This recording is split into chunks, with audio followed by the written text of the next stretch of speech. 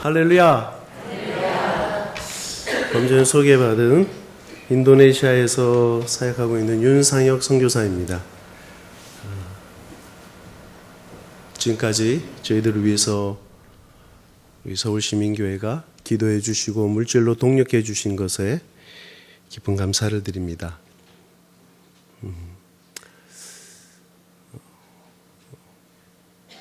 8년 만에 한국에서의 겨울을 이렇게 맞습니다. 우리 한국은 계절이 4개가 있지 않습니까? 봄, 여름, 가을, 겨울. 인도네시아에서는 계절이 3개가 있습니다. 혹시 들어보셨습니까? 인도네시아 계절이 3개라는 것. 어떤 계절이 있냐면 더운 계절이 있고요.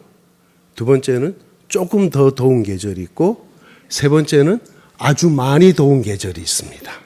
무슨 말입니까? 1년 내내 덥다는 것이죠. 1년 내내 더운 곳에 살다가 근본에 이렇게 한국에 12월에 추운 겨울을 경험하고 있습니다. 얼마나 행복하고 감사한지. 할렐루야. 아멘. 제가 오늘 우리 서울시민교회에서 예배를 드리는데 함께 찬양을 하는데 얼마나 가슴이 떨리고 감사한지요. 오늘 서울시민교회에서 뭘 해도 다 되겠구나. 기도할 때마다 저는 누군지 잘 모르지만 계속 아멘을 외치시고 아멘으로 화답을 하시고 뿐만 아니라 우리 글로리아 찬양대죠. 찬양을 하시는데 얼마나 마음에 감동이 되는지. 할렐루야. 제가 오늘 겨울임에도 불구하고 이 옷을 입고 왔습니다. 여러분들 보시면 아시겠지만 이게 인도네시아 전통 복장입니다. 이 옷은 바틱이라고 하는데요. 인도네시아 교회에서 설교하는 사람들이, 목사들이 입을 뿐만 아니라 실제로 인도네시아에 중요한 일들이 있을 때마다 입는, 국가 요직에 있는 사람들 뿐만 아니라 가족들이 중요한 행사들이 있을 때 입는 그런 옷입니다.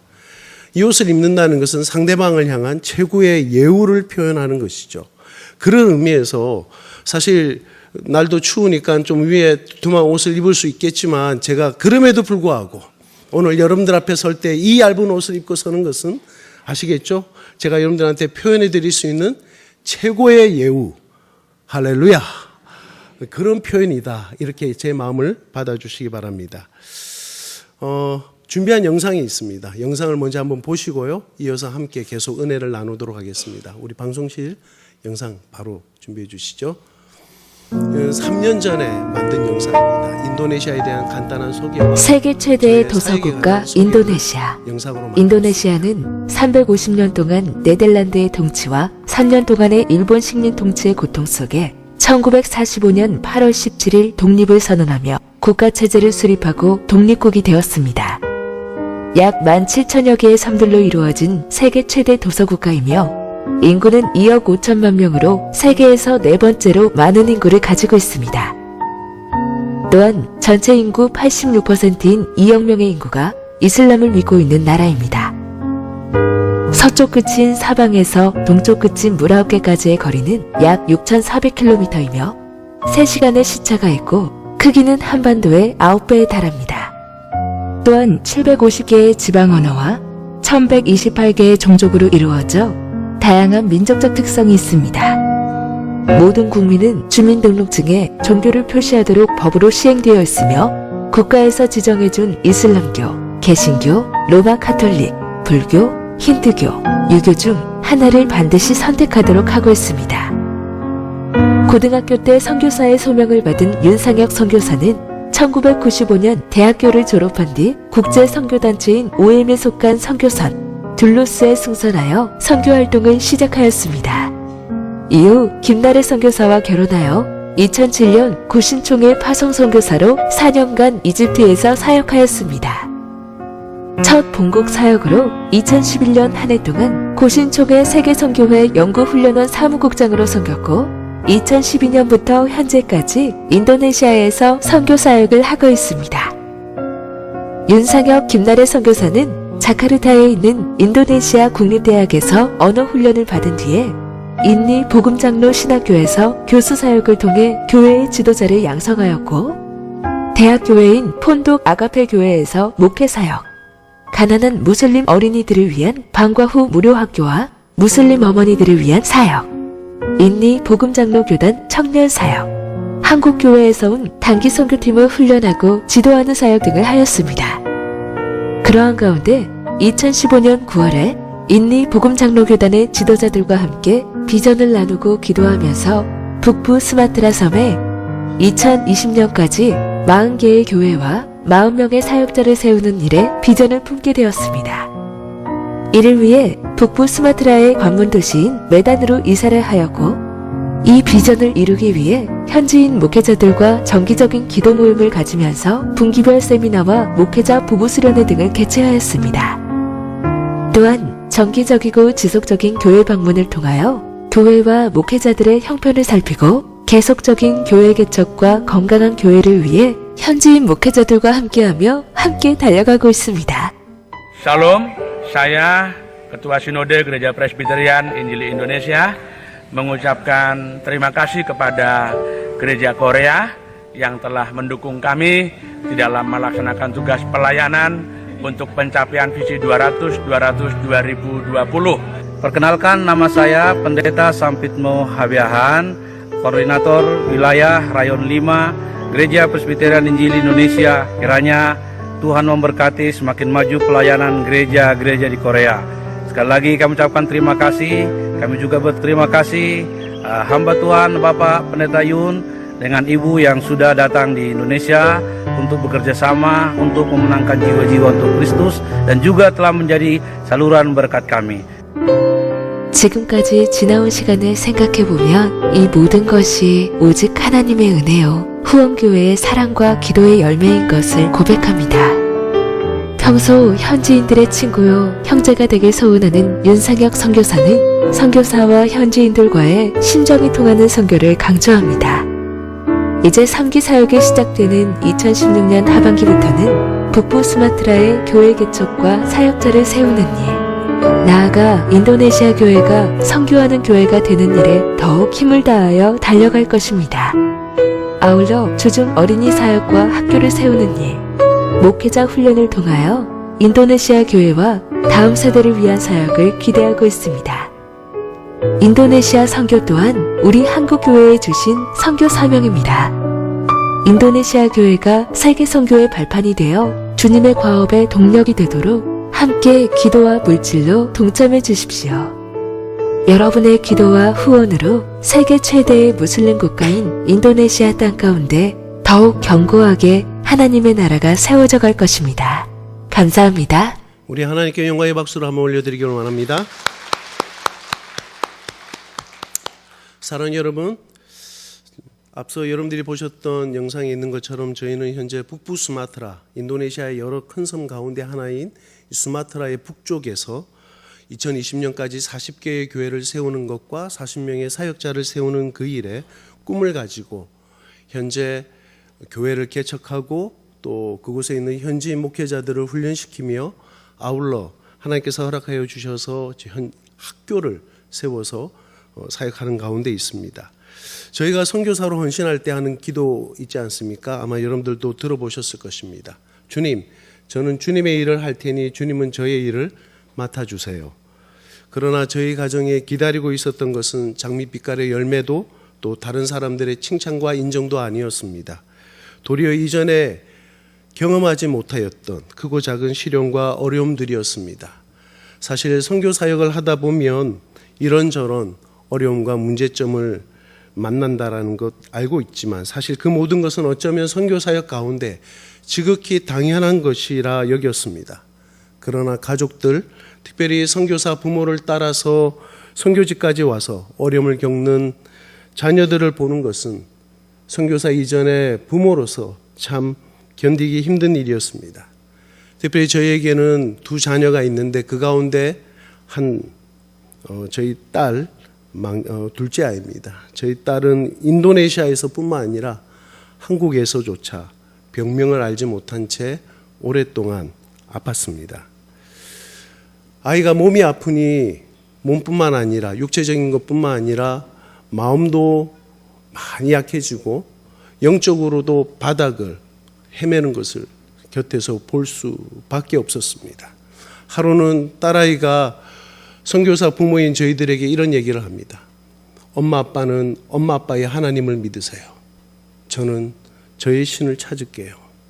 여러분, 목사 딸이 그런 얘기를 합니다. 선교사 딸이 그런 얘기를 합니다. 왜냐하면 자기가 생각해 볼 때 하나님은 사랑이 아니라는 거예요. 교회에서는 하나님은 사랑이라고 말하는데 어떻게 선교사로 나온 부모 밑에서 자라고 있는 나에게 이런 일들이 일어나는지, 하나님이 사랑이라면은 이럴 수 없다라는 것입니다.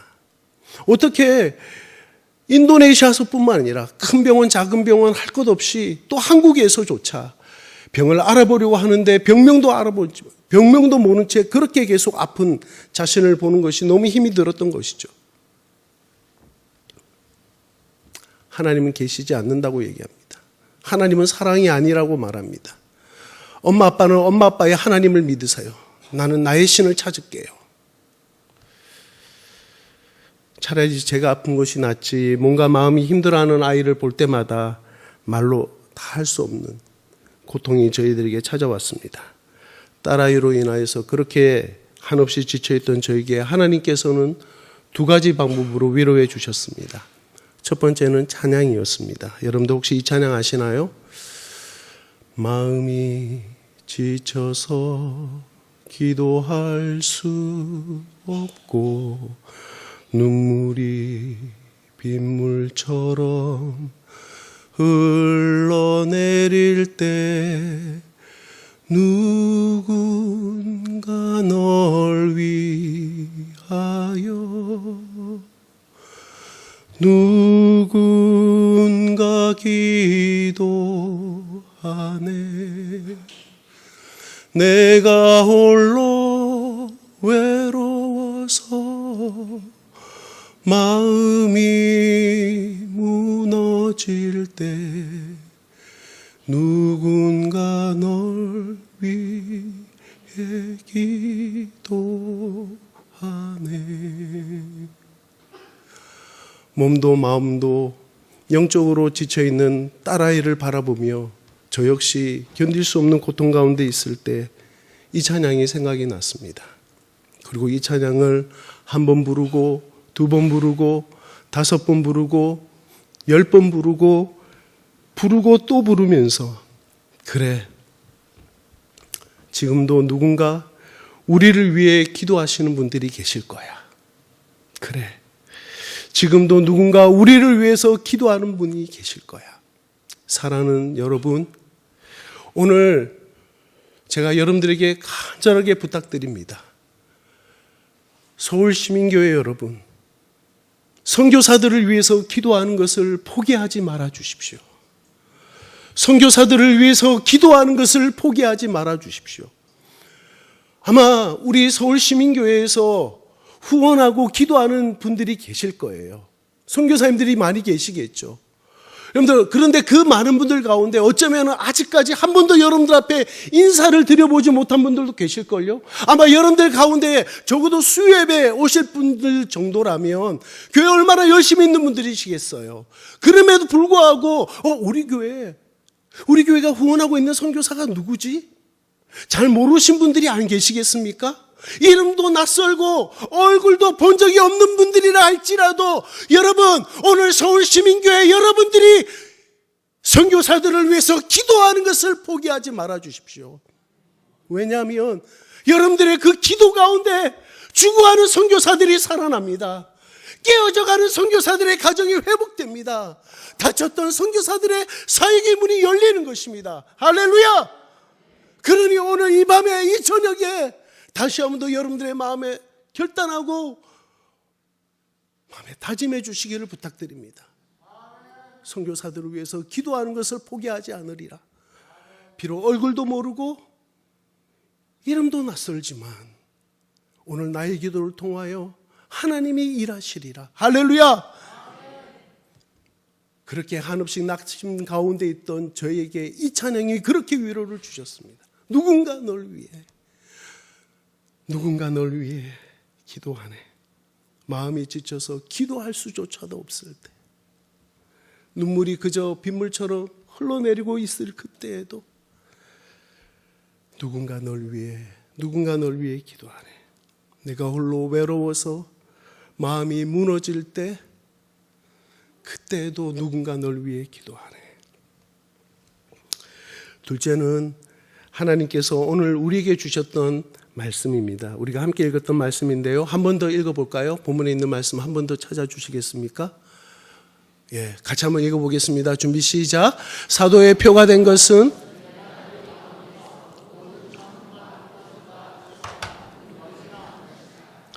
여러분, 오늘 이 고린도 후서는 우리가 잘 아는 것처럼 사도 바울이 고린도 교회에 쓴 편지입니다. 근데 그때 그 당시에 사도 바울이 믿지 않는 사람들로부터 공격을 받았을 뿐만 아니라 심지어 믿는 사람들로부터, 교회로부터 공격을 받았는데 그것은 너는 사도 아니라는 것입니다. 당신은 교회들 앞에서 사도라고 얘기를 하지만 당신은 사도 아니야. 왜냐하면 사도 바울의 과거가 어떤 사람이었습니까? 그는 예수를 믿는 사람들을 잡아다가 핍박했던 사람입니다. 하지만 사도는 어떤 사람입니까? 예수님을 죽으심과 부활하심을 경험한 사람들이었습니다. 목격한 사람들이었습니다. 그러니 사도 바울 당신은 사도가 아니라는 것입니다. 바울 당신은 사도가 아니라는 거예요. 왜냐하면 당신은 예전에 예수를 믿는 사람들을 잡아다가 핍박했던 사람 아니냐. 그런데 당신이 무슨 사도냐라고 말을 하는 것이죠. 그때 오늘 본문에서 이 말씀을 합니다. 사도의 표가 된 것은, 표가 무슨 말입니까? 사인입니다. 증거입니다. 하나님이 나를 사도로 부르신 부르심의 사인이 있다라고 말합니다. 증거가 여기 있다고 말합니다. 표가 여기 있다고 말하면서 그 내용이 무엇입니까? 그는 말할 때에 표적이 있다고 얘기했습니다. 기사도 있다고 얘기했습니다. 능력을 행한 것이라고 말했습니다. 그렇습니다. 사도 바울은 어떤 사람이었습니까? 그는 복음을 전했습니다. 이방인들에게 복음을 전했고 그가 전한 복음을 듣는 사람들이 예수를 영접했습니다. 할렐루야! 뿐만 아니라 그는 병든 자를 위해서 기도할 때 그 병이 고침을 받았습니다. 할렐루야! 뿐만 아니라 그가 기도하는 가운데 어떤 일이 일어났습니까? 빌립보 감옥에서 그가 기도하고 찬양할 때에, 찬송할 때에 옥토가 흔들리고요, 옥문이 열리고요, 착고가 풀리고요, 뿐만 아니라 그를 지키고 있던 간수와 그 가족이 예수를 영접했습니다. 할렐루야! 사도의 증거, 사도의 표 무엇입니까? 표적도 있었습니다. 기사도 있었습니다. 능력도 행했습니다. 그러나 오늘 본문에서 사도 바울은 얘기할 때 하나님이 그를 사도로 부르신 첫 번째 부르심의 증거, 부르심의 사인, 부르심의 표, 첫 번째는 무엇입니까? 모든 참음이라는 것입니다. 내가 너희 가운데서 모든 참음. 오늘 그 말씀이 저를 향한 하나님의 음성이었습니다. 너 잘 참고 있나? 죄송합니다. 제가 태생은 서울인데 아주 어릴 적부터 부산에서 살다 보니 이 사투리를 이렇게 너 잘 참고 있니? 네. 부산 사투리, 경상도 사투리로 하면 너 잘 참고 있나?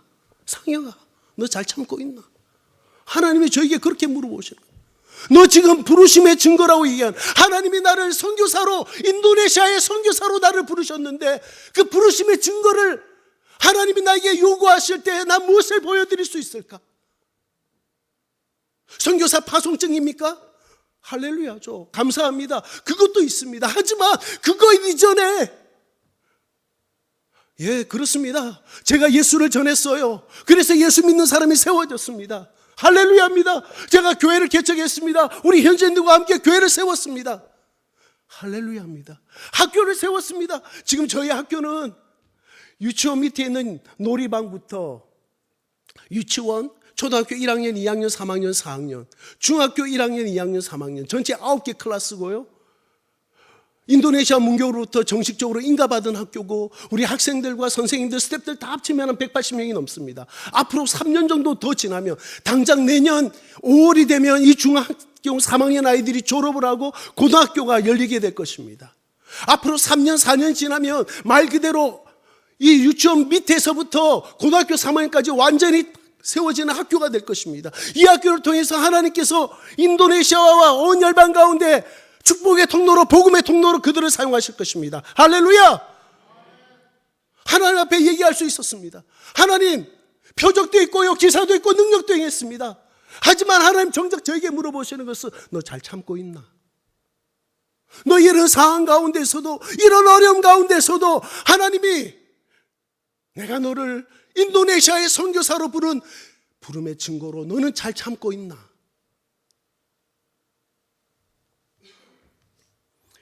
이날 이후 이 말씀이 힘이 되었습니다. 이 말씀이 능력이 되었습니다. 상황은 변한 것이 없는데 제 딸이 자주 쓰러졌습니다. 기절하고요. 학교에서. 결국 그래서 학교를 다니지 못했습니다. 여전히 제가 이 말씀을 받았잖아요. 말씀을 받으면 얼마나 감사합니까? 그럼 상황이 바뀌어야 될 거 아니에요. 저희 딸은 이제 확 나아야 되는데 그렇지 않더라고요. 말씀을 받았는데 여전히 제 딸은 쓰러지고요. 제 딸은 기절하고요. 식사를 못하고 잠을 자지 못하고 그런 딸을 저는 계속 옆에서 지켜만 보고 있어야 되는. 하지만 상황은 변한 것이 없는데 하나님께서 제 마음을 바꾸셨습니다. 제 생각을 바꾸셨고 하나님을 향해 거칠게 대항하던 제 태도를 바꾸셨습니다. 그렇게 회개하니 마음의 말로 다 할 수 없는 평안과 감사를 주셨을 뿐만 아니라 더욱 놀라운 것은 그렇게 아프던 딸이었습니다. 인도네시아 병원, 내과에도 가보고 신경과에도 가보고 여자아이니까 딸아이니까 산부인과에도 데려가 봤습니다.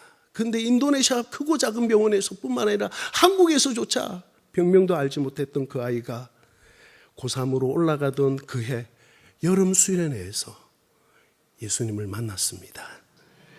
그리고 그 예수님을 만난 뒤에 놀랍게 이거는 설명이 안 됩니다. 육신이 완전히 고침을 받았습니다. 예수님을 만난 이후에 이 아이가 그 이후로 한 번도 쓰러진 적이 없고 기절한 적이 없고 뿐만 아니라 무엇보다도 하나님이 자신을 불러주셨다라는 삶의 소명을 발견하게 된 것입니다. 그 어렸을 때에 자기가 자꾸 쓰러지는 그 모습을 보고 엄마 아빠는 엄마 아빠의 하나님을 믿으세요. 나는 나의 신을 찾을게요. 그러던 아이가 이제 엄마 아빠를 따라 선교사가 되겠다라고 헌신하였습니다. 할렐루야. 솔직히 부모인 저희는 저희 딸에게 무슨 일이 일어났는지 전 잘 모르겠습니다. 그저 하나님이 아니고서는 설명이 불가능합니다. 뿐만 아니라 하나님은 계속해서 저희의 사역의 지경을 넓혀주셨습니다. 아까 전에 제가 학교 얘기도 잠시 드렸는데요. 현재 저는 교회를 세워가는 가운데 있는데 4년 전에 영상에도 보셨지만 처음에는 저희가 자카르타에서 신학교 교수 사역 그리고 그 신학교 안에 대학교회에서 목회 사역을 하다가 4년 전에 지금 저희가 살고 있는 메단이라는 곳 북부 수마트라의 중심 도시인데요. 그곳에 가서 지금 교회를 개척하는 가운데 있습니다. 4년 전에 저희가 함께 사역을 시작했을 때의 교회들 저와 함께 동역하던 교회가 9개였는데 현재는 23개가 되었습니다. 할렐루야. 그리고 저와 함께 동역하던 현지인 목회자들이 9명이었는데 4년 전에는 현재는 28명이 되었습니다. 할렐루야. 오늘 서울시민교회 여러분들 약간 섭섭해졌습니다. 무슨 말이냐면 선교사들이 앞에 나와서 선교 보고 할 때 그건 선교사 개인의 영광이 아닙니다. 그건 교회의 영광인 줄 믿습니다. 선교사들이 나와서 사역 보고할 때 혹시 기쁨과 감사의 제목이 있다면 그건 선교사 개인의 기쁨과 감사의 제목이 아니라 교회의 기쁨이요. 할렐루야. 교회의 감사인 줄 믿습니다. 뿐만 아니라 선교사들이 나와서 하는 이야기들 가운데 아픔의 이야기들이 있고 슬픔의 이야기들이 있다면 그건 선교사 개인의 슬픔이요. 선교사 개인의 아픔이 아니라 그것을 뛰어넘어 교회의 아픔이요. 교회의 슬픔인 줄 믿습니다. 할렐루야. 그런 의미로 한 번 더 하겠습니다. 어떻게 하냐면 제가 9개에서 23개가 되었습니다. 할렐루야 하면 아멘을 이 정도 소리로 하면 안 되고요. 막 한번 지하가 한번 움직일 정도로 아멘 한번 하는 것입니다. 할렐루야. 여러분들 제가 그래도 선교사잖아요. 많이 다녀보거든요. 제가 오늘 서울시민교회 이 정도 숫자면 어느 정도 제가 다 알 수 있습니다. 여러분들 이 해 마지막 끝에서 우리 한번 하나님께 영광 한번 올려드리기 원합니다. 9개에서 23개 되었습니다. 할렐루야 하면 아멘 하시고 9명에서 28명이 되었습니다. 할렐루야 하면 하는 겁니다. 준비되셨습니까? 여러분들 눈빛 보니까 막 선교사 해보세요. 한번 보여드리겠습니다. 막 여러분들 막 그런 눈빛이 너무 보기 좋습니다. 자, 4년 전에 9개 교회에서 현재 23개가 되었습니다. 할렐루야! 그리고 9명이었다가 현재 28명이 함께 사역하고 있습니다. 할렐루야! 우리 하나님께 영광의 박수 한번 올리기 원합니다. 이 23개의 교회, 28명의 사역자를 다 소개해 드릴 수 있지만 그거 하면 여러분들 오늘 집에 못 돌아가시기 때문에 그 가운데 한 교회만 여러분들에게 한번 소개해 드리려고 합니다. PPT 준비됐습니까? 그 교회 이름은 아가페 교회입니다. 이 아가페 교회를 맡고 있는 우리 현진 지도자는 헤르만이라는 전도사님입니다. 2016년도 전도사님이 저에게 전화가 왔습니다. 선교사님, 저희들이 지금 모여서 예배를 드리고 교회를 시작하려고 하는데 오셔서 예배를 인도해 주세요. 알겠습니다. 어디입니까? 주소 알려주세요. 주소를 받아서 가보니까요, 산을 향해서 가는 것입니다. 산을 향해서 가는데 중턱을 넘어서 거의 산 꼭대기에 도착했습니다. 그때 그 당시에 차로 가는데 저희 집에서 그곳까지 가는데 한 3시간 반이 걸리는 거예요. 거리가 너무 멀어서가 아니라 길이 너무 험해서 속도를 못 내는 거예요. 차가 속도를 못 내요. 차라리 걸어가는 게 더 빠르겠다 싶을 정도로 그렇게 차가 천천히 갈 수밖에 없는 그런 곳에 산 중턱을 넘어서 거의 위에 꼭대기에 가보니 집 한 채가 있는데 가보니까 전기도 없어요. 물도 산에서 내려오는 그런 물을 받아 쓰는 말 그대로 그런 곳이었습니다. 요만한 방에 가보니까 수명이 넘는 사람들이 모여서 저를 기다리고 있는 것입니다. 여러분, 한국 교회는 어떻습니까? 여름이면 덥다고 에어컨 켭니다. 겨울이면 춥다고 온풍기 켭니다. 인도네시아는 그렇지 않아요. 저희 교회들은 그렇지 않아요. 전기가 없으니 에어컨이 고사하고 선풍기 하나도 없습니다. 이 조그만 방에 수명이 넘는 사람들이 모여 있으니까 벌써 시작도 하기 전에 얼마나 몸이 더워지는지. 거기다 인도네시아 사람들 찬양 뜨겁게 하거든요. 우리 서울시민교회도 여러분들 찬양 뜨겁게 하겠지만 인도네시아 사람들이 찬양을 정말 뜨겁게 합니다. 설교를 시작하기도 전에 설교자인 선교사 머리부터 발끝까지 온통 땀으로 젖습니다. 저뿐만 아니라 예배에 참석했던 한 20명 정도 된 이 조그만 방에 사람들이 다 땀으로 젖어 있습니다. 그렇게 예배를 마치고 산에서 내려왔습니다. 그 다음 사진입니다. 저희 인도네시아 교회는 보통 우리 한국 교회는 성탄절쯤이 되면 이제 다음 주쯤 되면 이제 성탄 예배를 드리지 않습니까? 인도네시아 교회는 빠르면 11월 달부터 성탄 예배를 시작해서요. 늦으면 1월 달까지 성탄 예배가 계속됩니다. 계속 돌아가면서 예배를 드리는 것이죠. 이 아가페 교회를 맡고 있는 헤르만 전사님이 또 전화가 온 거예요. 선교사님, 올해 저희 교회 성탄 예배를 인도해 주세요. 알겠습니다. 가겠습니다. 하고 가봤더니 지난번에는 산 꼭대기 위에 집이 있었는데 그 밑에, 거기보다 조금 밑에 하지만 산 중턱을 넘어서 위에 예배당을 지은 거예요. 얼마나 멋지고 크게 지었는지 들어가 보니까 폭이 4m, 길이가 8m, 4m, 8m면 어느 정도 됩니까? 한 요 앞에 요 정도 되겠다, 그쵸? 요 정도 크기의 예배당을 외부의 도움 없이 말 그대로 이 산에 사는 사람들끼리 자기네들끼리 모여가지고 예배당을 지은 것입니다. 지금 딱 보시면 여러분들 보시기 왼쪽 사진 보십시오. 그게 한 줄로 섰거든요. 5명, 6명 딱 서니까 꽉 차요. 4m 정도 된다는 말이죠. 이런 예배당을 지어놓은 것입니다. 그렇게 예배를 드렸어요. 성탄 예배를 마치고 내려오는데 산에 내려오는데 어떻습니까? 보이는 것은 달빛과 별빛밖에 없어요.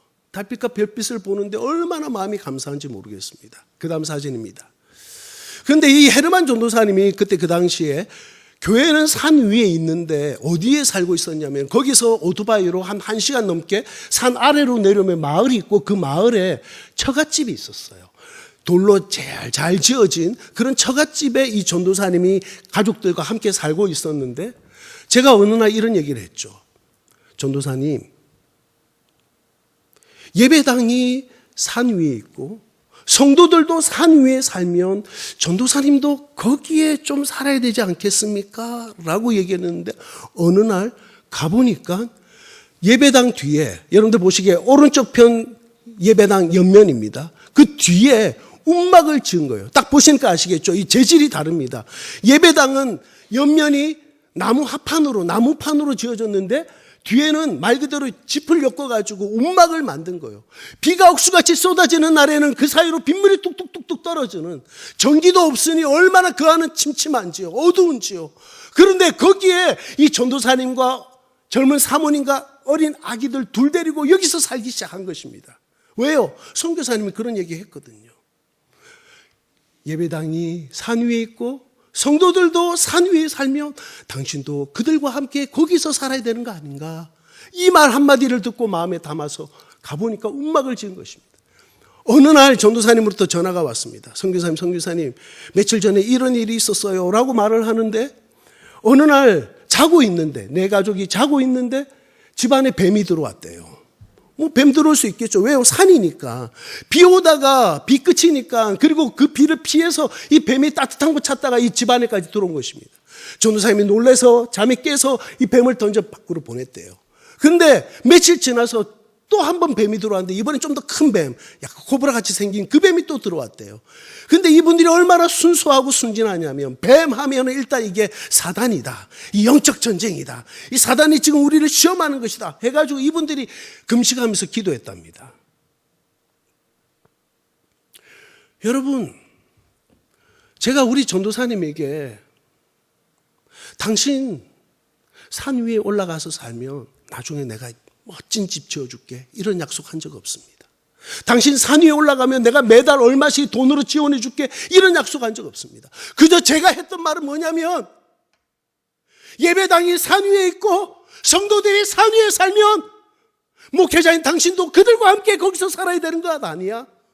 근데 이 얘기를 이 전도사님 부부가 마음에 깊이 담아둔 것입니다. 여러분, 사실 예수님의 부르심이 그런 것 아닌가요? 예수님이 당신의 제자들을 부르셨을 때에 너희들 나를 따라오너라. 너희들 나를 따라오면 내가 너희들 세상 가운데 부귀 영화를 약속해 줄게. 너희들 다 부자 되고 싶어? 나를 따라오면 부자 되게 해줄게. 혹시 너희들 가족 가운데 아픈 사람 있나? 그 병들 다 내가 고쳐줄게. 혹시 결혼하고 싶어? 좋은 배우자들 다 만나게 해줄게. 이런 약속한 적 없습니다. 도리어 예수님은 제자들을 부르셨을 때에 누구든지 나를 따라오려거든 자기를 부인하고 자기 십자가 지고 주를 따라야 된다고 말씀하셨습니다. 할렐루야. 여러분, 오늘 우리 이 자리에 있는 여러분들 그런 분들 아닌가요? 오늘 우리가 이 자리에 앉아 있는 이유가 무엇입니까? 여러분들 예수님을 따르기로 결정한 이유가 무엇입니까? 예수 믿으면 부귀 영화가 있기 때문입니까? 예수 믿으면 몸의 건강을 얻기 때문입니까? 그럴 수 있습니다. 할렐루야입니다. 여러분들의 자녀가 잘 되는 복 가운데 있기를 원합니다. 하지만 우리 그것 때문에 예수 믿는 것 아니에요. 우리 그것 때문에 수요일날 이 시간에 이렇게 나와서 하나님 앞에 예배하는 것 아닙니다. 그저 예수님이 좋아서, 나를 구원하여 주신 그 예수님이 그저 좋아서, 그래서 우리 예수 믿기로 한 것 아닙니까?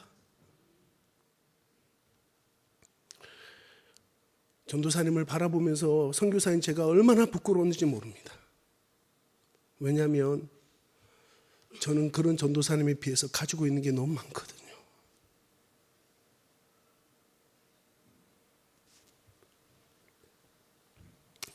그 다음 사진입니다. PPT 계속 좀 보여주시겠어요? 2018년도 이곳에 왔던 어느 한국의 한 교회에서 이곳을 방문하게 되었고, 또 이곳의 형편을 듣고 교회에서 그러면 우리가 여기에 예배당을 짓겠습니다. 그리고 전도사님의 사택도 짓겠습니다 라고 하셔가지고 기공 예배를 드렸고, 그 다음 사진입니다. 입당 예배를 그해 겨울에 드리게 되었습니다. 입당 예배를 드릴 때도, 건축을 할 때도 이런 일이 있었습니다. 저는 사실 전도사님 보고 전도사님, 우리 사택부터 지읍시다 라고 얘기했어요. 왜냐하면 일단 예배당은 있잖아요. 작지만 4m, 8m지만 뭐 성도들이 몇천 명, 몇백 명, 몇십 명 있는 것도 아니고 이 정도 예배당 크기면 지금 예배 드릴 수 있잖아요. 그런데 당신 집은 어때? 비 오면 빗물 뚝뚝 떨어지잖아. 전기도 하나 없잖아. 안에 씻는 물도 제대로 없고 화장실도 제대로 없잖아. 지난번에 뱀 들어왔다며. 그러니까 우리 사택부터 지읍시다 얘기했는데, 전도사님 하는 말, 선교사님 우리 예배당부터 지어요. 우리 예배당부터 건축해요. 선교사를 부끄럽게 하는 현진 지도자입니다. 감사한 것은 그렇게 시작한 건축이 예배당도 완공을 했고 전도사님의 사택도 완공하게 되었습니다. 할렐루야. 그 다음 사진입니다. 그리고 올해 4월 이 교회가 세워진 이후로 처음으로 13명의 어린아이가 유아 세례를 받았습니다. 그리고 3명의 어른들이 교회 앞에서 자신의 신앙을 고백하며 세례를 받았습니다. 할렐루야. 그리고 현재 그 다음 사진입니다. 주일 50명이 넘는 사람들이 예배를 드리고 있고, 할렐루야. 주일학교 아이들이 30명 넘는 아이들이 그 마을에서 산에서 어디서 왔는지 모여서 지금 예배를 드리고 있습니다. 우리 하나님께 영광의 박수로 한 번 더 올려드리기를 원합니다. 사랑하는 여러분, 오늘 이곳에 있는 여러분들 가운데 교회에서는 목사로, 장로로, 권사로, 집사로, 구역장으로, 찬양대원으로, 교사로 그렇게 하나님이 여러분들을 부르셨을 것입니다. 가정에서는 남편으로, 아내로, 또 부모로, 자녀로 하나님이 여러분들을 부르셨습니다. 직장에서는 여러분들이 하시는 그 일 가운데 하나님이 또한 여러분들을 부르셨습니다. 그렇다면 그 하나님의 부르심의 증거, 부르심의 표, 부르심의 사인은 무엇입니까?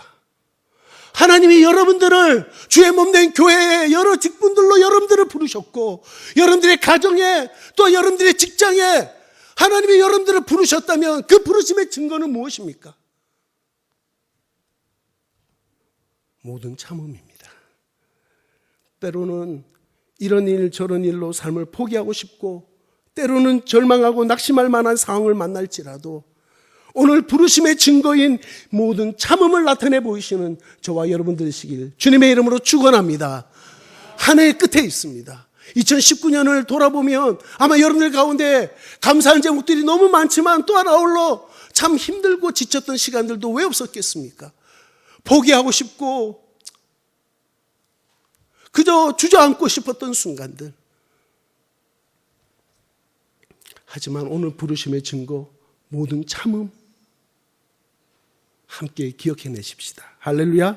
사도 바울은 그의 삶의 끝에서 이렇게 고백합니다. 디모데후서 4장 7절 8절입니다. 나는 선한 싸움을 싸우고 나의 달려갈 길을 마치고 믿음을 지켰으니 이제 후로는 나를 위하여 의의 면류관이 예비되었으므로 주 곧 의로우신 재판장이 내게만 그날에 내게 주실 것이며 내게만 아니라 주의 나타나심을 사모하는 모든 자의 교도니라. 할렐루야. 사도 바울은 자신을 무너뜨리려는 온갖 어려움과 낙심, 절망적인 상황에도 모든 참음으로 맡겨주신 사명을 감당할 수 있었던 것은 자신에게 예비되어 있는 이 의의 면류관을 바라보고 확신했기 때문인 줄 믿습니다. 하지만 그것은 바울뿐만 아니라 오늘 부르심에 충성된 자, 오늘 하나님의 부르심에 충성된 자, 저와 여러분들을 위해 하나님께서 예비하신 의의 면류관인 줄 또한 믿습니다. 아멘입니까? 아멘입니까? 다시 한번 더 아멘입니까? 하나님이 우리에게 충성된 자에게 약속하신 의의 면류관이 있습니다. 이제 말씀을 맺습니다. 사랑하는 여러분, 저희는 이달 말 12월 31일 날 다시 인도네시아로 돌아갑니다. 저희는 인도네시아에서 저희 앞에 놓인 절망과 낙심의 상황에도 포기하지 않겠습니다. 오직 모든 참음으로 주님께서 저희를 부르신 이 부르심의 증거를 나타내 보이겠습니다. 여러분들도 여러분들의 삶의 현장인 이곳에서 주의 몸된 교회에서 여러분들의 가정에서 여러분들의 직장에서 오늘 하나님이 여러분들을 부르신 이 부르심의 증거 모든 참음을 보이십시오. 그래서 우리 모두 충성된 자에게 예비되어 있는 의의 면류관, 영광의 면류관의 주인공이 다 되시기를 주님의 이름으로 축원합니다. 할렐루야.